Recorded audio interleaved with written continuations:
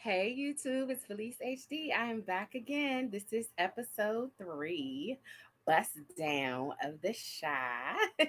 We're at season 3, episode 3, and things are getting real. This episode opens with Kevin with Jake and Papa by his side. But Kevin has a gun drawn on him, and they're at this trap house trying to locate Keisha. No one has seen her. They're trying to figure out where she could possibly be. And this is a lead that her boyfriend lives in this trap house, that she could possibly be in this trap house. And Kevin's like, look, I'm not leaving without my sister.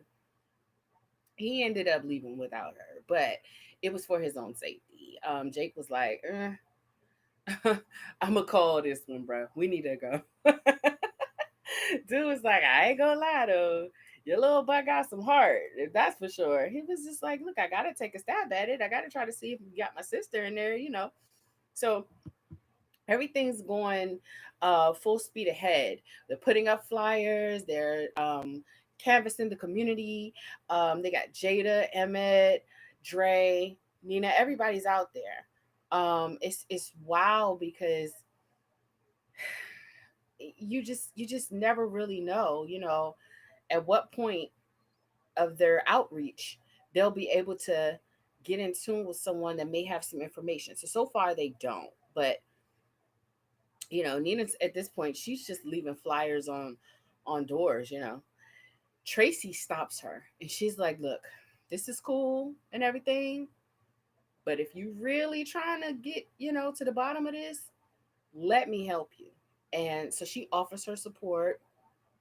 She has a group that of parents that have lost their children, and they're going to she's going to go to them. She's going to take the situation with Nina and Keisha, and she's going to ask them to support and help with trying to locate her. So she has a moment where she's really just kind of letting her know, look, um this isn't your fault. I hope you're not blaming yourself. I think Nina kind of is because, she was flying over the radar. She's like, look, I've been working, I've been doing, the best that I can with her. But, now here we are. And I think she was just trying to let her off the hook. Like, we do the best that we can for our children. That's all we can really do. And at this point, I think that's a fair conversation to have because nobody really knows how this is going to turn out. And given the circumstances with Tracy's situation, she really had to come to that reality that, you know, this child was, Tracy's son lost his life untimely. He was a young kid. And she really had to like have that conversation. Like, I can't blame myself for what has happened. These things unfortunately happen. So we fast forward, we see Jake and Kevin skipping out of their illustrious private school education to try to meet up with Imani and Trig. The objective that the young fellas have is they're going to try to solicit Trig to help with the search for Keisha, but he going all gangsta on it. They show the information to him and they tell him about the situation with Keisha and that nobody's been able to locate her.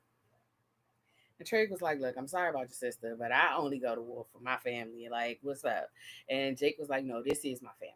Like, yeah, like if you would do it for me, you need to do it for him. So Imani was like, let me see it or whatever. And she has like a bonding moment with Kevin. She's trying to, like take him down a notch because you could tell he was really upset because he, at one point, Trig used the N word or whatever. And he was like, look, don't call me nigga. You know what I'm saying?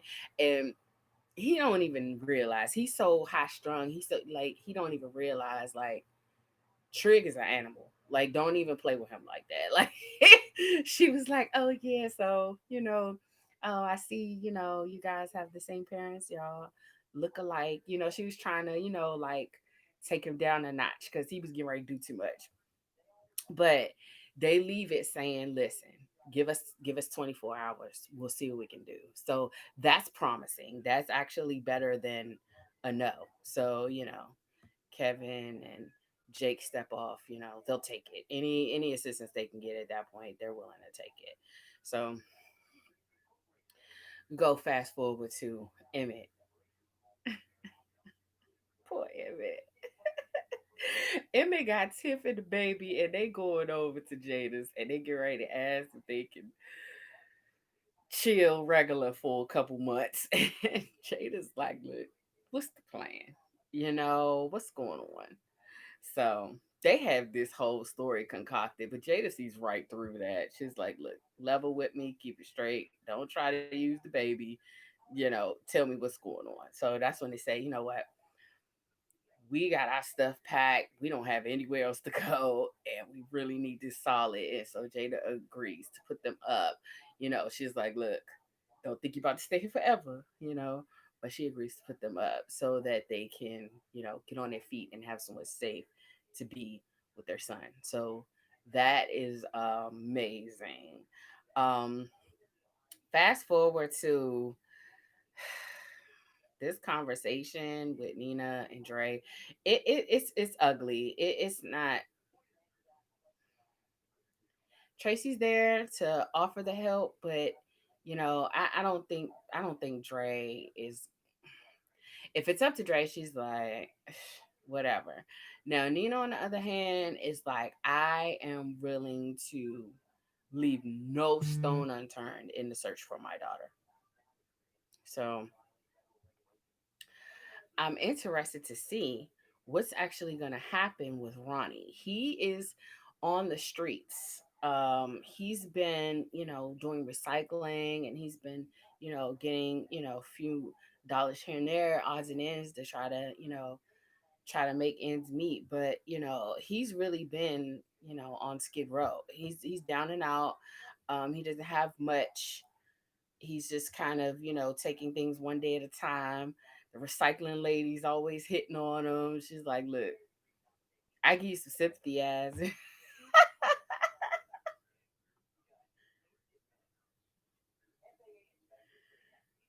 that's hilarious. Like, she really was like, I give you some sympathy, as if you need it. Like, she was like, hey, look, you homeless and everything, but you can low key get it. Like, I cannot believe she went there. That's actually funny.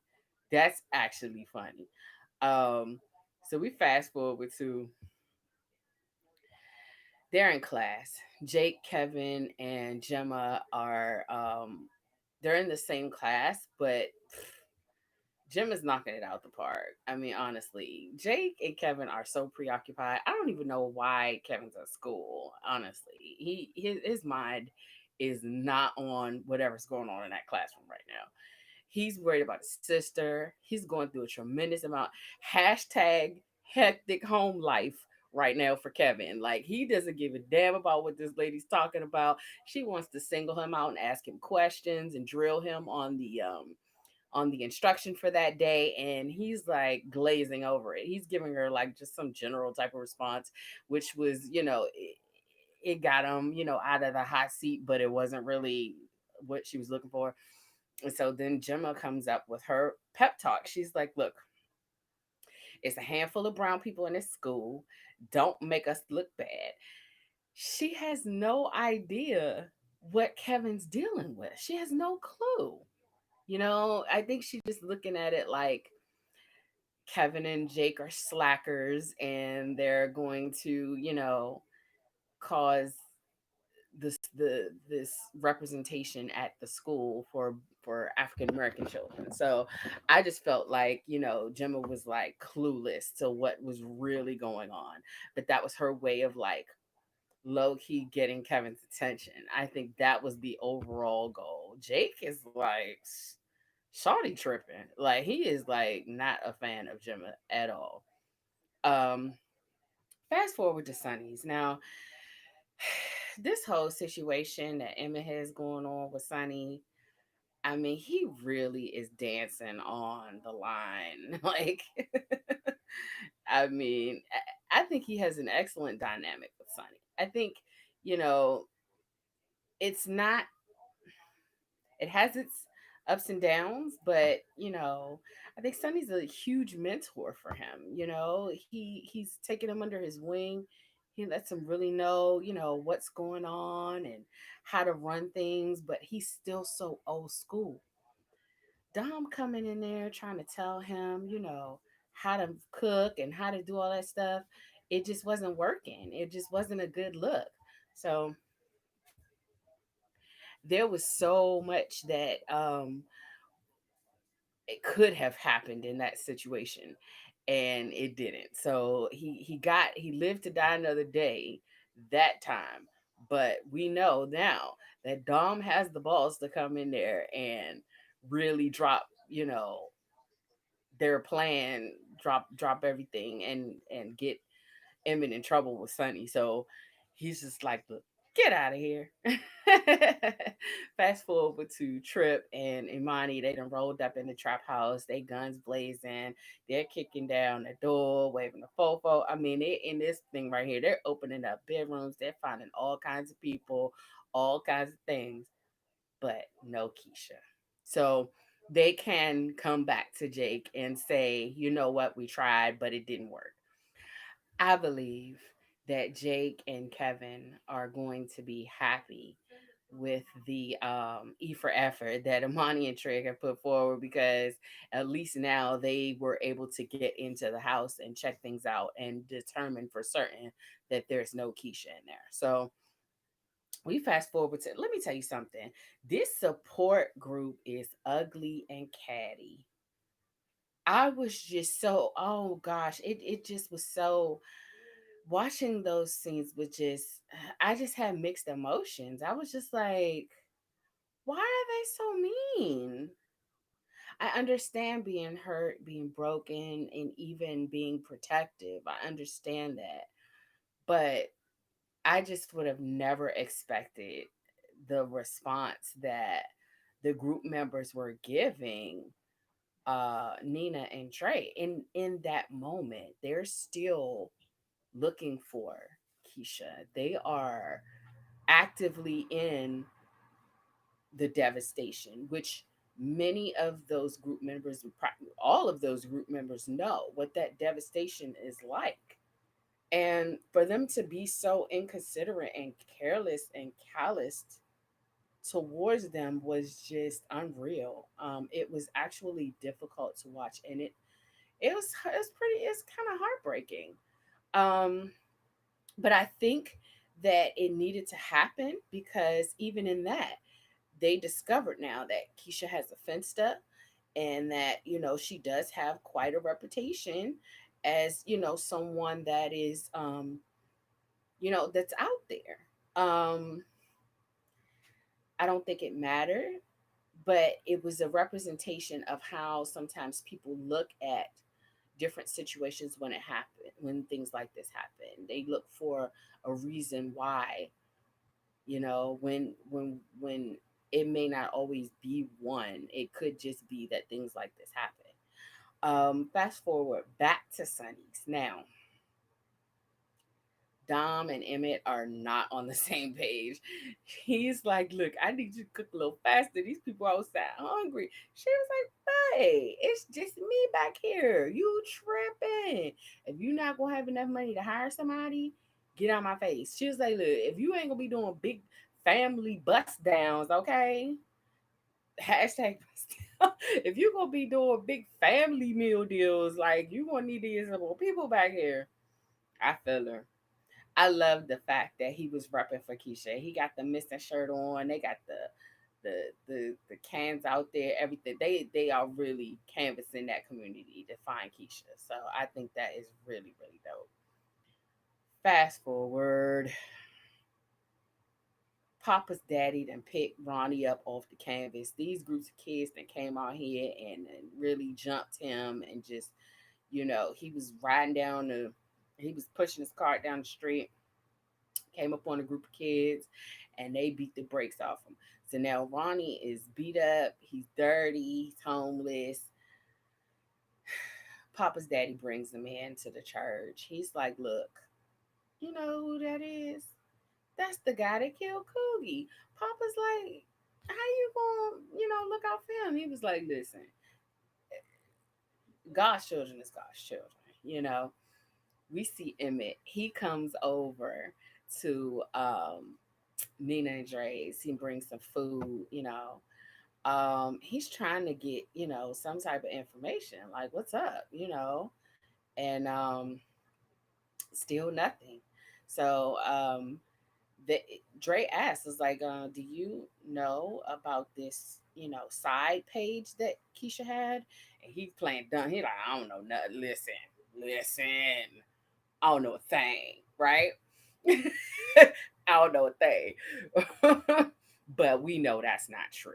Yeah, Emmett is one of Keisha's biggest fans and vice versa. So I think Dre knows that, he's trying to stay out of it.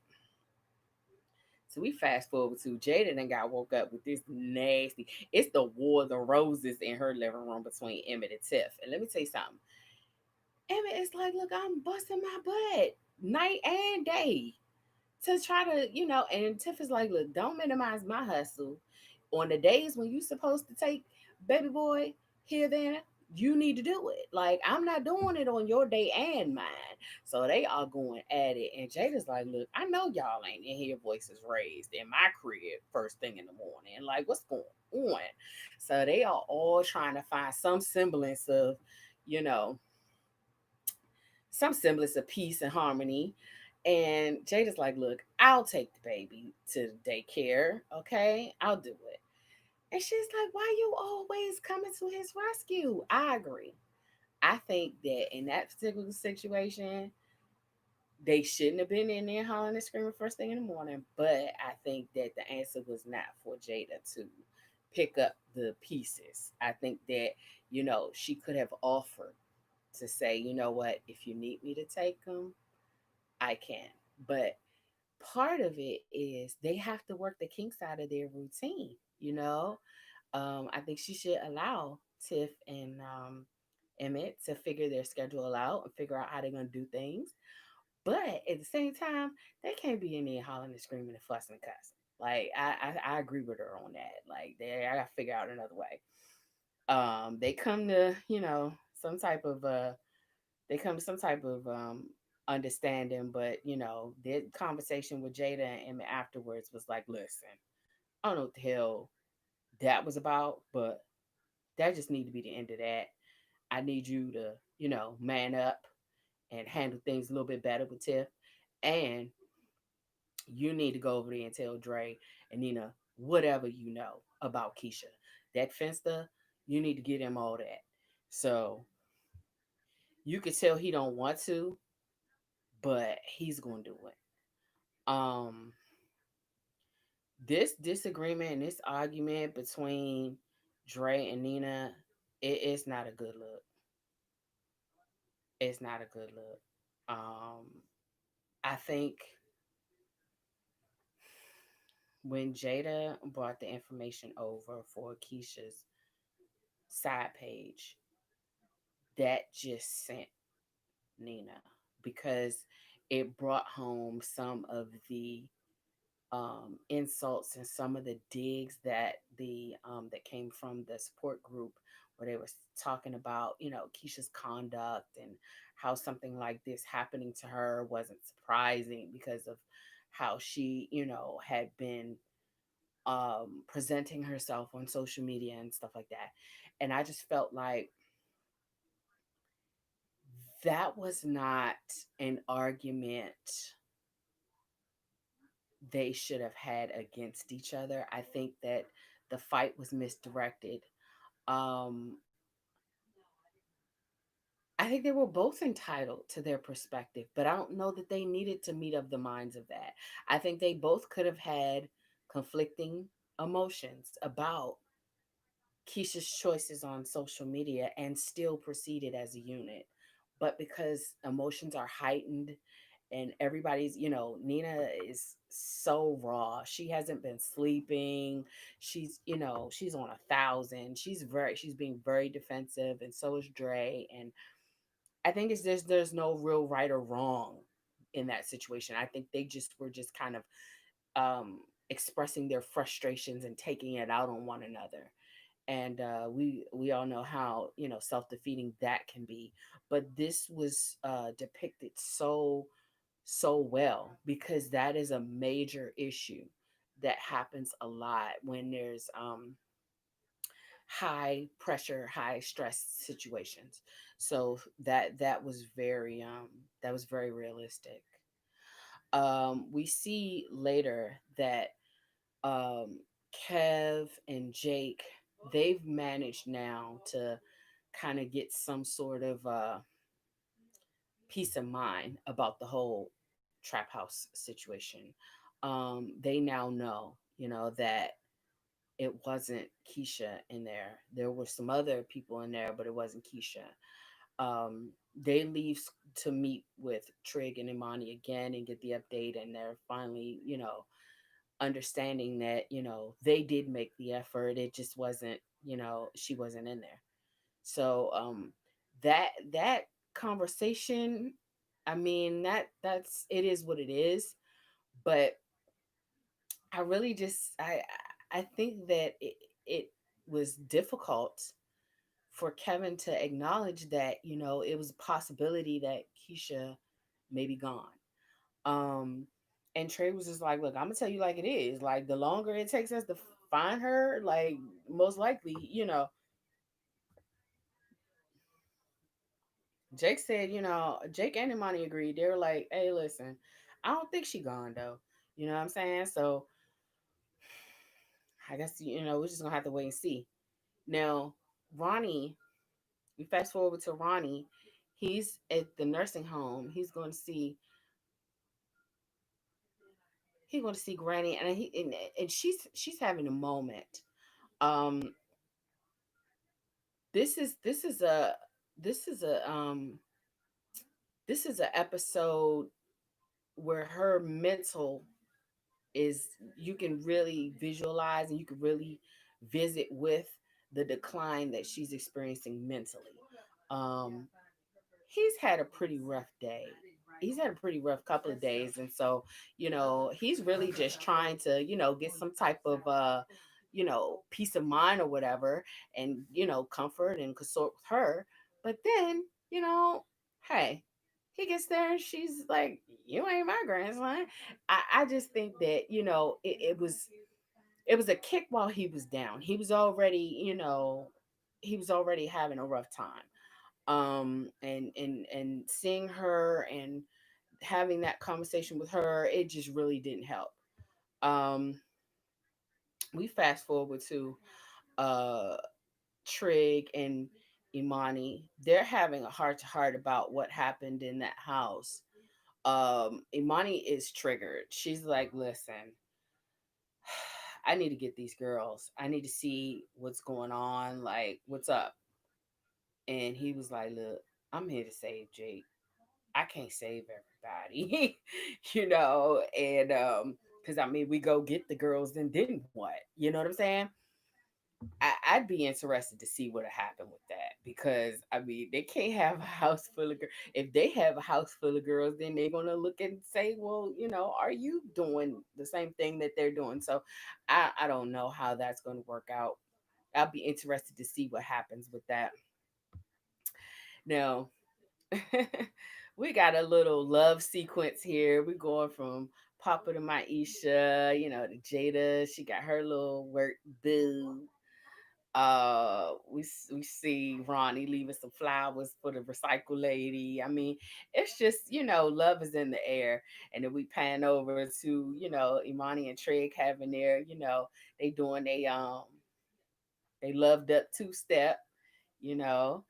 Um as things progress with the search for Keisha, they've decided, the support group has decided to lead the well, I won't say the support group, I'll say Tracy. They've decided to lead the vigil in looking for Keisha. And Nina comes in to Kevin. She's like, okay, you ready to go? And he's like, I don't want to go. And Nina's like, look, come hell or high water, I'm going. Okay, I'm going. I don't care who not going. I don't care who going. And so Nina goes ahead and she goes, and we see Kevin, and we see Dre. They later, they come and they end up, coming out to support and everything. Um, we also see Ronnie, who has located a familiar face. We don't know what this is about, but Ronnie is eyeballing this guy. He sees this guy. He's like